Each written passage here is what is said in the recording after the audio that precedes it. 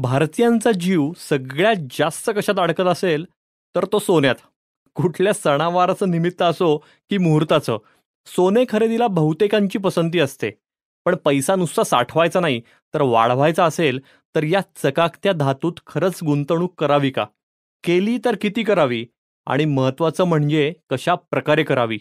जाणून घेऊया या एपिसोडमध्ये.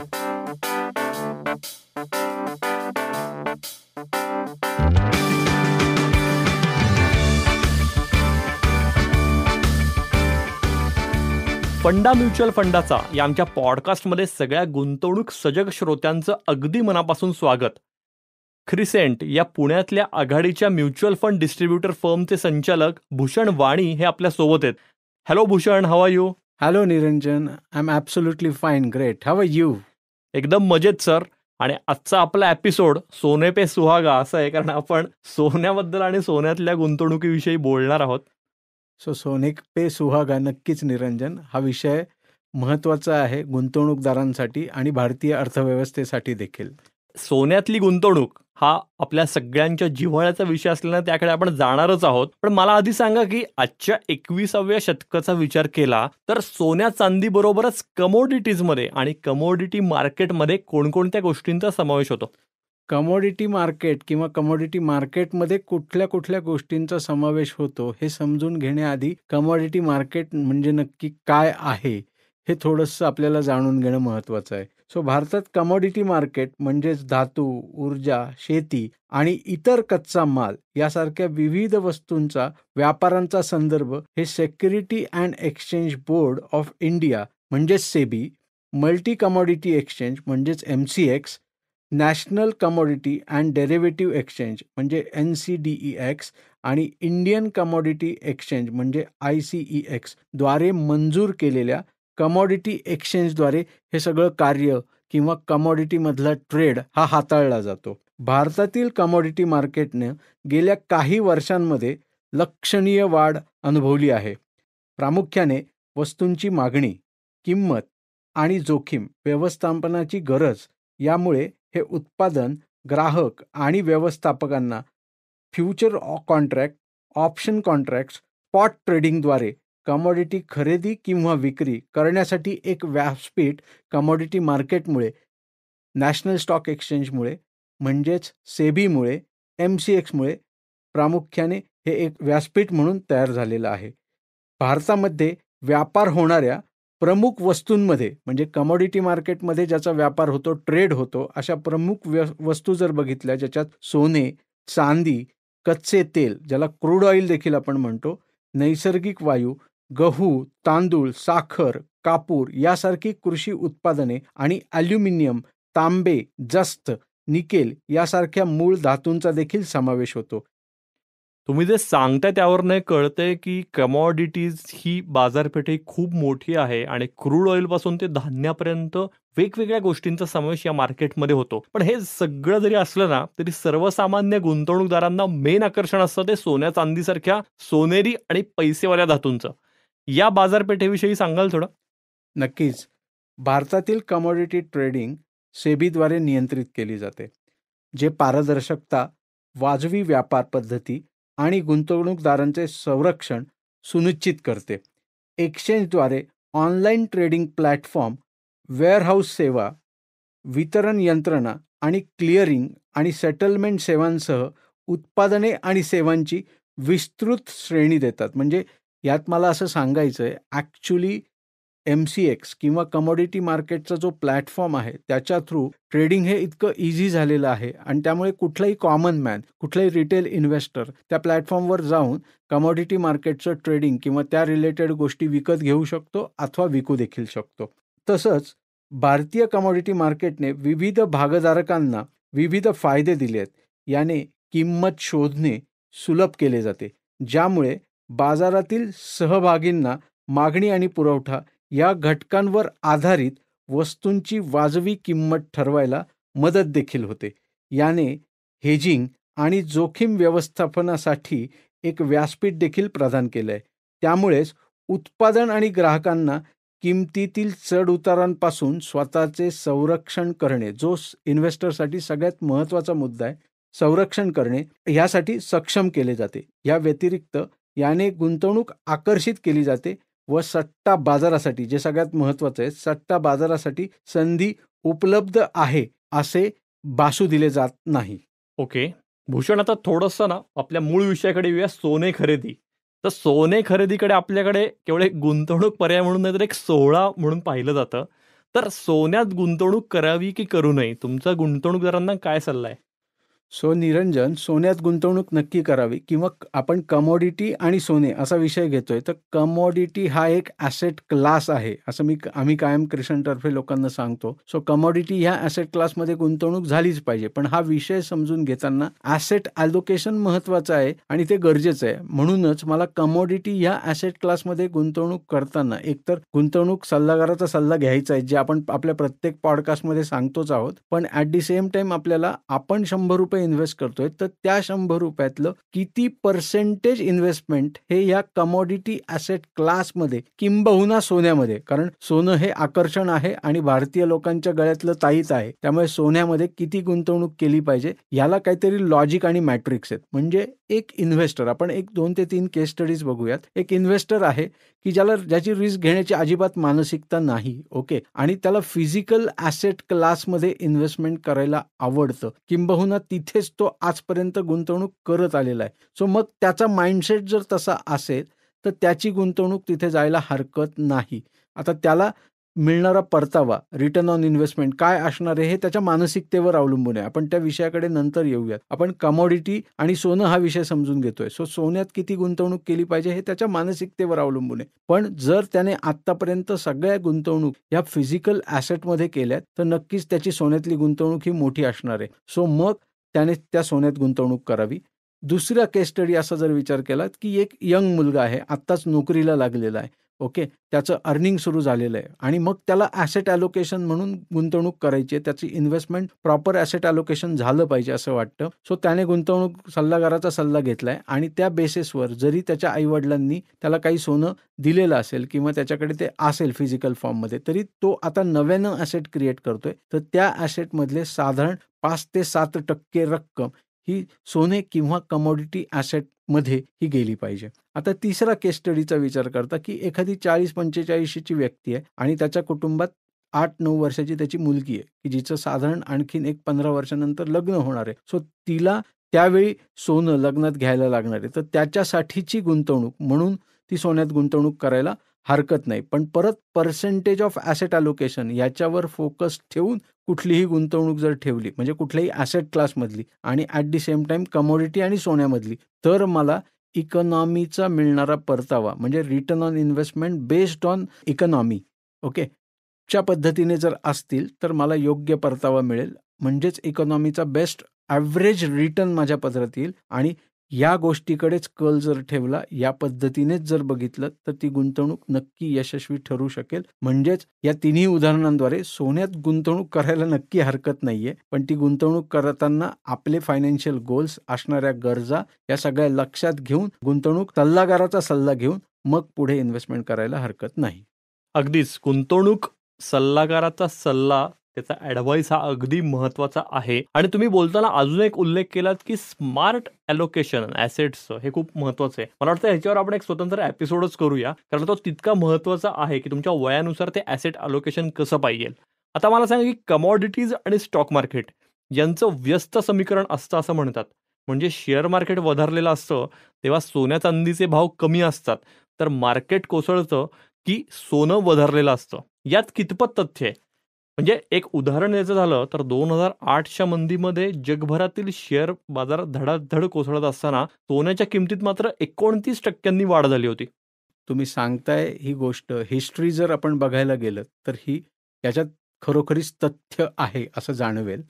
एक, पण कायमच याच पद्धतीने घडत राहील, फ्युचर प्रेडिक्शन असंच असेल असं सांगता येत नाही. कारण कुठल्याही ॲसेटचे भाव वाढणं हे त्यावेळेसचं इकॉनॉमीचं, म्हणजे डोमेस्टिक इकॉनॉमी आणि ग्लोबल इकॉनॉमी, म्हणजे लोकल, ज्याला आपण भारतीय अर्थव्यवस्था आणि जागतिक अर्थव्यवस्था, याची अवस्था, ह्याची परिस्थिती काय आहे, इकॉनॉमीचं, त्या देशाचं, पर्टिक्युलर त्या कंट्रीचं इन्फ्लेशन काय आहे, तिथे क्रूड ऑइलच्या किमती काय आहेत, त्या कंट्रीचा फॉरेक्स रिझर्व्ह हा किती आहे, अशा वेगवेगळ्या गोष्टींवर, म्हणजेच मार्केटमधली, त्याला अगदी मराठी भाषेत सांगायचं झालं तर तरलता, ज्याला आपण लिक्विडिटी असं म्हणतो, ओके, त्या मार्केटमध्ये लिक्विडिटी किती आहे, या सगळ्या गोष्टींवर प्रत्येक ॲसेटचा रेट ऑफ रिटर्न हा वर खाली ठरत असतो. आता 2008 साली शेअर बाजार कोसळला आणि US मधली लेमन ब्रदर ही बँक, जी 150 वर्ष जुनी बँक होते, यांनी दिवाळखोरी डिक्लेअर केली आणि अचानकपणे मार्केट फायनान्शियल क्रायसिसमध्ये कन्व्हर्ट झालं. अचानकपणे जगभरातल्या इकॉनॉमी ह्या निगेटिव्ह परतावा द्यायला लागल्या. इक्विटी मार्केट कोसळलं, म्हणजेच मार्केटमध्ये ओव्हरऑल निगेटिव्हिटी आली. आता अशी परिस्थिती जेव्हा जेव्हा निर्माण होते तेव्हा लिक्विडिटीचा प्रॉब्लेम आहे, शेअर बाजार उत्तम परतावा देत नाहीये, म्हणजेच कंपन्या परफॉर्म करत नाहीये, कंपन्यांना प्रॉडक्टिव्हिटी नाहीये आणि ओव्हरऑलच जागतिक मंदीची परिस्थिती आहे. ह्या केसमध्ये जगभरातल्या गव्हर्नमेंटच्या संस्था, म्हणजे गव्हर्नमेंट स्वतः, सेंट्रल गव्हर्नमेंट बॉडीज, या मोठ्या प्रमाणावर सोनं खरेदी करतात. त्यांनी सोनं खरेदी केलं म्हणून सोन्याची किंमत ही हळूहळू वाढत जाते आणि त्या पर्टिक्युलर फेजमध्ये आपल्याला ती जास्त वाढलेली दिसते. म्हणजेच याचा मतितार्थ असा आहे की तुम्ही आणि आम्ही रिटेल इन्व्हेस्टर म्हणून सोने विकत घेतो म्हणून सोन्याची किंमत वाढते असं नाही. आपण देखील बऱ्यापैकी मोठ्या प्रमाणावर सोनं विकत घेतो. म्हणजे आम्ही पुण्यासारख्या शहरात स्थित आहोत. इथे जर बघितलं तर PNG, रांका, कल्याण ज्वेलर्स, इथे एव्हरी गुरु, पुष्यामृत, पाडवा, दसरा, दिवाळी मोठ्या मोठ्या लाईनी, रांगा लागलेल्या दिसतात. सो लोकांना क्रेज आहे आणि त्यामुळे देखील काही पार्ट सोन्याची किंमत वाढण्यासाठी मदत होते. पण त्यातला मेजर पोर्शन जो आहे की कशामुळे सोन्याची किंमत वाढते, तर जागतिक मंदी, त्या केसमध्ये गव्हर्नमेंटला स्वतःची लिक्विडिटी मेंटेन करायची आणि सेफ ॲसेटमध्ये पैसे स्वतःचे ठेवायचेत आणि सोनं ही एक सेफ ॲसेट समजली जाते आणि बाजाराच्या मंदीबरोबर सेफ ॲसेट गव्हर्नमेंटकडे असावी, म्हणजेच लिक्विडिटी मेंटेन राहावी. म्हणून गव्हर्नमेंट स्वतःचा इन्व्हेस्टमेंटचा शेअर सोन्यामधला वाढवतं आणि म्हणूनच मंदी सदृश्य परिस्थितीमध्ये 2008 असेल किंवा ह्या मागच्याही हिस्ट्रीमधल्या असंख्य मंदी असतील ज्याच्यात तुम्हाला सोन्याचे भाव वधारलेले दिसतील. पण भूतकाळ हा भूतकाळ आहे, भविष्यकाळ असाच असेल असं सांगता येत नाही. अगदी बरोबर आहे. भविष्य काय असेल हे माहीत नाहीये. पण मुद्दा तोच येतो की सामान्यांना सोन्यात जर गुंतवणूक करायची आहे तर त्यांनी ती दागिन्यांमध्ये करावी का दुसऱ्या कुठल्या फॉर्ममध्ये करावी? वा निरंजन, म्हणजे हा घराघरातला प्रश्न आहे आणि ह्या प्रश्नामध्ये मी आता उत्तर दिलं तर बहुतेक सगळ्या बायका माझ्याकडे निगेटिव्हली बघायला सुरुवात होती. ओके, पण परत आपण जेव्हा ॲसेट ॲलोकेशन, म्हणजे कुठलंही कुटुंब, प्रत्येक कुटुंबाने सोन्यात गुंतवणूक करावी. कुठलाही ॲसेट क्लासमध्ये गुंतवणूक करताना तो ॲसेट क्लास वाईट नाही. ॲसेट क्लास हा परतावा देणारच आहे, म्हणजे कमोडिटी हा ॲसेट क्लास आहे आणि तो आपल्याला उत्तम परतावा देणारच आहे. पण मग त्या ॲसेट क्लासमध्ये आपलं पर्सेंटेज ऑफ ॲलोकेशन हे एकदा फ्रीज झालं आणि त्या पद्धतीने आपण आपली मानसिकता डेव्हलप करून जर गुंतवणूक केली तर ती गुंतवणूक नक्कीच आपल्याला यशस्वी रिटर्न देते. हा बेस पकडून मग दागिने हे मला वापरायला लागतायत, ओके, आणि ते दागिने आज मी वापरतोय, त्याचा आनंद घेतोय, मे बी 3 वर्ष 4 वर्ष ते वापरून त्याच्यानंतर मी त्याच्यात चेंजेस करतोय. ते चेंजेस करताना मला त्याची मोड देताना किंवा ते चेंज करताना त्याच्यासाठीचे मी जे मेकिंग चार्जेस भरलेले होते किंवा जे चार्जेस मी बेअर केलेले होते ती कॉस्ट वजा होऊन मला पैसे मिळणार आहेत. म्हणजेच समजा मी 10 ग्रॅम सोनं विकत घेतलेलं असेल, म्हणजे 1 तोळा, आणि मी ते परत करतोय तर किंबहुना मला ते परत करताना 7 ते 8च ग्रॅम माझ्या हातात येतंय. सो हे कायम घडत राहणार आहे. सो दागिने खरंच माझी गरज आहे का? मी ते वापरणार आहे का? त्यात माझा आनंद किती दडलाय हे समजून घेऊन, म्हणजे तो वापरायचा आहे, तो आनंद घ्यायचा आहे, पण भीतीपोटी बरीच लोकं ते वापरत नाहीत, बँकांच्या लॉकरमध्ये ठेवतात. सो मग ते जर आपण वापरणार असू तर ते नक्कीच दागिन्याच्या स्वरूपात घ्या. पण ते घेताना देखील आपलं ॲसेट ॲलोकेशनचं पर्सेंटेज आपण फॉलो करतोय, स्ट्रिक्टली आपण ते फॉलो करतोय, म्हणजेच आपला रिटर्न ऑन इन्व्हेस्टमेंट हा इकॉनॉमीला धरून आहे. ॲव्हरेज रिटर्न आपल्याला योग्य मिळतोय हे आपल्याला म्हणता येईल किंवा ते आपल्याला अचीव्ह करता येईल. आणि ह्या पद्धतीने जर सोन्याच्या गुंतवणुकीकडे बघितलं, मग ती दागिन्याच्या स्वरूपात असेल किंवा ती फक्त वेडणी म्हणून आपण केलेली असेल तरीही फरक पडणार नाही.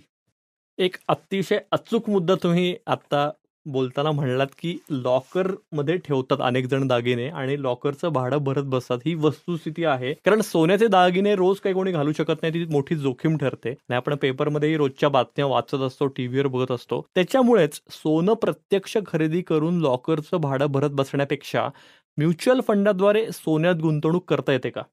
नक्कीच करता येते.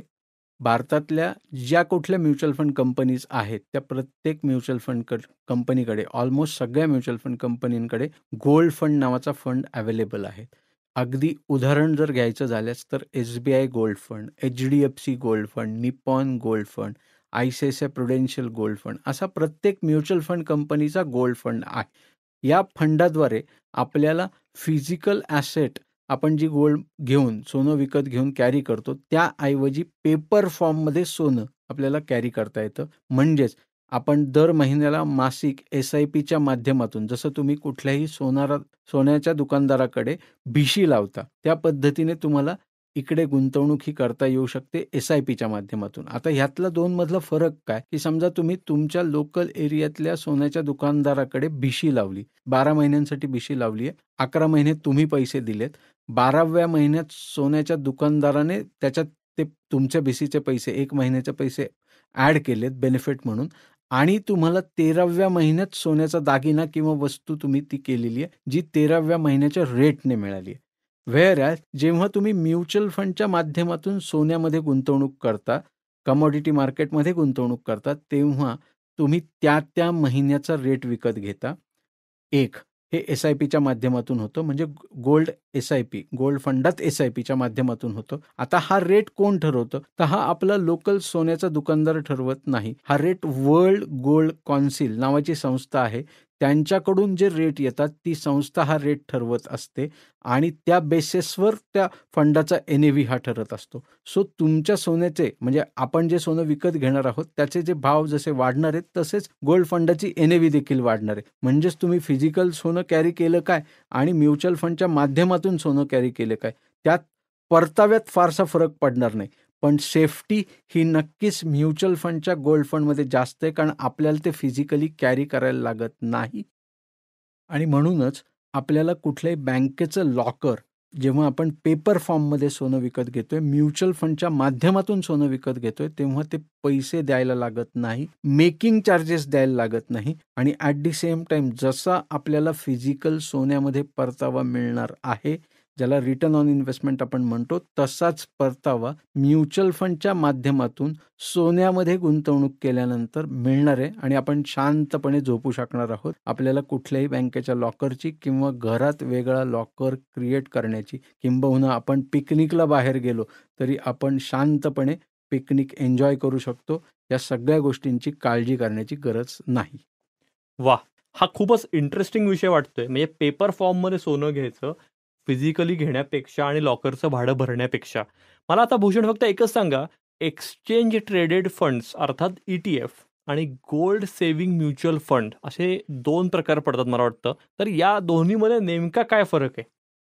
सो ETF हा एक प्रकारचा गुंतवणूक निधी आणि एक्सचेंज ट्रेडेड उत्पादन आहे, जो स्टॉक एक्सचेंजवर व्यापार करतो.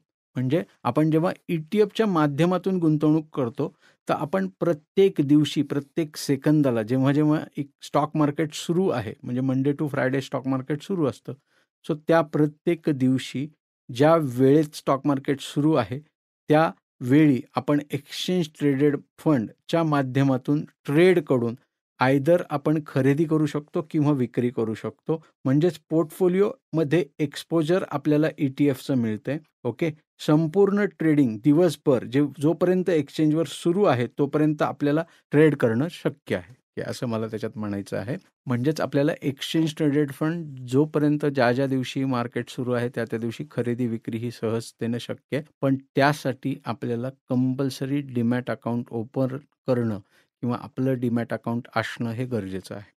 वर्सेस जेव्हा आपण gold saving fund, gold saving mutual fund बघतो, तर त्याला कुठलंही डीमॅटचं कंपल्शन नाही. आपण स्ट्रेट अवे जशी रेग्युलर म्युच्युअल फंडात SIP करतो किंवा लमसम गुंतवणूक करतो, त्याच पद्धतीने, त्याच प्रकारे आपण गोल्ड सेव्हिंग म्युच्युअल फंडात इन्व्हेस्टमेंट ही करू शकतो. अर्थातच ETF हे एक्सचेंज ट्रेडेड माध्यमातून स्प्रेड केले जात असल्यामुळे तिथला खर्च हा कमी आहे आणि गोल्ड फंडात आपण जर गुंतवणूक केली तर तिथला खर्च थोडासा जास्त आहे. पण ह्या दोन्ही माध्यमातून गुंतवणूक करायला नक्की हरकत नाही. हे दोन्ही माध्यमं योग्य आहेत. ज्या माध्यमातून आपण गुंतवणूक करतो, ज्याला आपण पेपर फॉर्ममध्ये गोल्ड घेणं असं म्हणतो, तर ते माध्यम जास्त योग्य आहे जेव्हा आपण इन्व्हेस्टमेंटचा विचार करतोय. म्हणजेच आपल्याला फिजिकल ॲसेट कॅरी करायची नाही आहे. आणि मागील प्रश्नांमध्ये आपण जसं बघितलं की जिथे आपल्याला बँकांच्या लॉकरची गरज पडणार नाही आहे, किंबहुना घरात देखील लॉकर सांभाळण्याची गरज पडणार नाही जेव्हा आपण सोनं खरेदी करण्याचा विचार. परफेक्ट. एक शेवटचा प्रश्न, डायव्हर्सिफिकेशन या निकषावर जर आपण आपल्या पोर्टफोलिओचा विचार केला तर सोन्यात एक्झॅक्ट किती टक्के गुंतवणूक ही असावी? तुम्ही याआधी उल्लेख केला आहे, पण तरी एकदा. डायव्हर्सिफिकेशन, ॲक्च्युली डायव्हर्सिफिकेशन या निकषावर जर खरंच पोर्टफोलिओचा विचार केला तर आपण सोन्यात किती गुंतवणूक केली पाहिजे हे त्या कुटुंबाचं असणारं ॲव्हरेज वय, एज ज्याला आपण म्हणू, त्या कुटुंबाच्या असणाऱ्या गरजा, त्या कुटुंबाला पुढच्या येणाऱ्या टप्प्यात कसे कसे पैसे लागणार आहेत आणि त्या गरजांना, त्या गोल्सला ज्याला आपण म्हणू, की वेळ किती शिल्लक आहे, किती काळानंतर त्या गरजा त्यांच्या पूर्ण त्यांना करायच्यात, फायनान्शियल गरजांबद्दल आपण बोलतोय, सो करायच्यात, हे समजून घेऊन जर आपण ॲसेट ॲलोकेशन एकदा फ्रीज केलं, ज्याला मे बी टेक्निकल भाषेमध्ये स्ट्रॅटेजिक ॲसेट ॲलोकेशन असा आपण शब्द वापरू शकतो, की आपण एक स्ट्रॅटेजी फिक्स केली आहे आणि त्या पद्धतीने आपण त्या पर्सेंटेजमध्ये एका इंडिव्हिज्युअल ॲसेटमध्ये इन्व्हेस्ट करतोय. तसंच कमॉडिटी हा ॲसेट क्लास किंवा सोनं ही इन्व्हेस्टमेंट जी कमॉडिटीच्या माध्यमातून आपण म्हणतोय, तर ह्या ॲसेटमध्ये साधारणतः माझ्या मते वय जर आपलं साधारण 40 पर्यंतचं जर असेल, 40-85 पर्यंत, तर साधारण आपल्या 100 रुपयातले 5 ते 7 रुपये किंवा 5 ते 7% या ॲसेटमध्ये गेले पाहिजेत. जर आपलं वय ह्यापेक्षा जास्त असेल आणि ह्या ॲसेट क्लासमध्ये आपल्याला जायचं आहे आणि आपली लिक्विडिटीची गरज जास्त आहे, आपल्या मुलांची शिक्षणं जवळ आलेली आहेत, तर आपल्याला एका ॲसेट क्लासमधून दुसऱ्या ॲसेट क्लासमध्ये शिफ्ट करण्यासाठी म्हणून, सेफ्टी ॲसेट क्लास म्हणून, हेजिंगसाठी, आता हेजिंग हा देखील शब्द महत्त्वाचा आहे. म्हणजे आपण एक ॲसेट क्लासमध्ये इन्व्हेस्टमेंट केली आहे जो रिस्की ॲसेट क्लास आहे आणि आपल्याला आता सेफ्टी ॲसेट क्लासकडे जायचं आहे, म्हणूनच आपण दुसऱ्या ॲसेटमध्ये आपले पैसे ट्रान्सफर करतोय, म्हणजे आपण हेज करतोय एका ॲसेट क्लासपासून दुसऱ्या ॲसेट क्लासमध्ये. सो पर्सेंटेज आपलं थोडं जास्त असलं तरी हरकत नाही.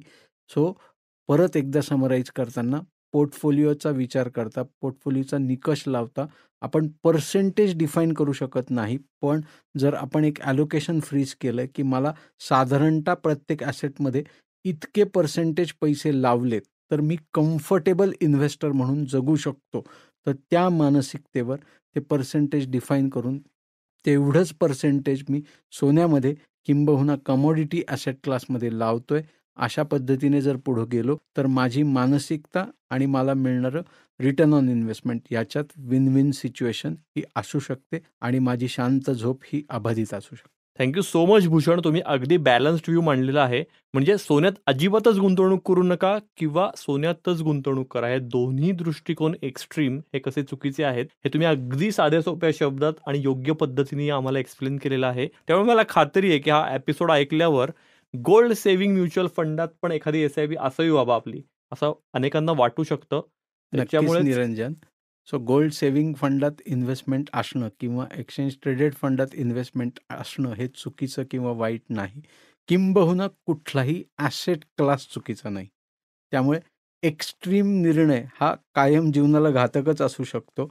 सो कुठल्याही गोष्टीत जसं जीवन जगताना करिअरसाठी बॅलन्स ॲप्रोच असणं गरजेचं आहे, तसाच पोर्टफोलिओ बिल्ड करताना देखील तो बॅलन्स ॲप्रोच ठेवणं किंबहुना आपल्याला asset allocation, smart asset allocation follow करणं हे गरजेचं आहे. येस, आपण स्मार्ट ॲसेट ॲलोकेशनवर पुढच्याच एपिसोडमध्ये नक्की चर्चा करतोय. आणि या प्रकारे म्हणजे आपण म्हणजे श्रोत्यांनाही सांगायला आवडेल की आतापर्यंत आपण सगळे ॲसेट क्लास हे मागच्या काही एपिसोड्समध्ये बघितलेले आहेत. त्याच्यामुळे ते एपिसोड जरी ऐकायचे राहिले असतील, म्हणजे त्यात इक्विटी ॲसेट क्लास कव्हर केलाय आपण, डेट ॲसेट क्लास कव्हर केलाय, लिक्विड ॲसेट क्लास कव्हर केलाय, सो ते तुमचे जर ऐकायचे राहिले असतील एपिसोड तर तेही नक्की ऐका. बाकी गुंतवणुकी संदर्भातल्या कुठल्याही सल्ल्यासाठी तुम्ही क्रिसेंटला अगदी हक्कानं संपर्क साधू शकता. त्यांचा नंबर प्लीज नोट डाऊन करून घ्या. नंबर आहे 9764125533. नंबर परत एकदा सांगतो, 9764125533. याशिवाय तुम्ही crescentmfd.com या त्यांच्या वेबसाईटलाही भेट देऊ शकता. हा एपिसोड आवडला असेल तर चॅनल नक्की लाईक करा, सबस्क्राईब करा आणि तुमच्या मित्रमैत्रिणींनाही याची लिंक नक्की शेअर करा. हा पॉडकास्ट तुम्ही Spotify, Apple podcast, Jio Saavn, गाना, ॲमेझॉन म्युझिक, गुगल पॉडकास्ट यासह क्रिसेंटच्या यूट्यूब चॅनलवरही मोफत ऐकू शकता. जाता जाता आणखी एक इंटरेस्टिंग डेव्हलपमेंट सांगायची आहे. यंदा दसऱ्याला आपण टर्निंग पॉइंट ही क्रिसेंटची पहिली film, short film, digital film ही रिलीज केली. अभिनेत्री मुक्ता बर्वे आणि ओमकार गोवर्धन यांची प्रमुख भूमिका असलेली ही फिल्म राज्यभरातल्याच नाही तर जगभरातल्या सगळ्या आपल्या प्रेक्षकांनी ॲप्रिशिएट केली आहे. त्यामुळेच अवघ्या महिन्याभराच्या आत 4.5 लाखापेक्षा जास्ती व्ह्यूज या फिल्मला मिळालेले आहेत. ही फिल्म जर तुमची बघायची राहिली असेल तर लगेच बघा. या फिल्मची लिंकही या एपिसोडच्या डिस्क्रिप्शनमध्ये आम्ही देतोय. मला खात्री आहे की ही फिल्म बघितल्यावर तुमच्याही आयुष्यात नक्की कुठला तरी टर्निंग पॉईंट येईल आणि तो तुम्ही नक्की गाठाल. आत्ता आपण ऐकलात भूषण वाणी आणि निरंजन मेढेकर यांच्या आवाजात फंडा म्युच्युअल फंडाचा हा पॉडकास्ट. ही क्रिसेंटची निर्मिती असून साऊंड्स ग्रेडची 2023ची प्रस्तुती आहे. डिस्क्लेमर: म्युच्युअल फंड गुंतवणूक ही बाजारातील जोखमीच्या अधीन आहे. गुंतवणूकदारांनी योजनेशी संबंधित सर्व कागदपत्रे काळजीपूर्वक वाचावीत. फंडा म्युच्युअल फंडाचा या पॉडकास्टचा उद्देश गुंतवणूक विषयक जनजागृती हा आहे. या पॉडकास्टच्या आधारे घेतलेल्या गुंतवणूक निर्णयांमुळे कुणा व्यक्तीचे अथवा संस्थेचे नुकसान झाल्यास Crescent mutual fund distributor private limited किंवा sounds great NM audio solutions LLP जबाबदार राहणार नाही, याची कृपया नोंद घ्यावी.